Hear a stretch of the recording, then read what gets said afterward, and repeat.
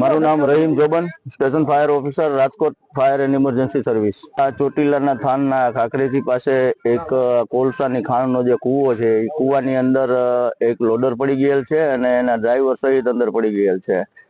એ બાબતનો પ્રાંત અધિકારી અને એસડીએમ સાહેબનો અમારા કંટ્રોલ રૂમમાં ફોન મળતા ત્યાંથી રેસ્ક્યુ કામગીરીમાં હાલ ઘટના સ્થળ ઉપર અમે પહોંચી ગયા છીએ અને કામગીરી શરૂ કરી દીધી। મારી હારે ફાયર ફાઈટરોની 8 જણાની ટીમ છે અને ઓફિસર તરીકે હું છું।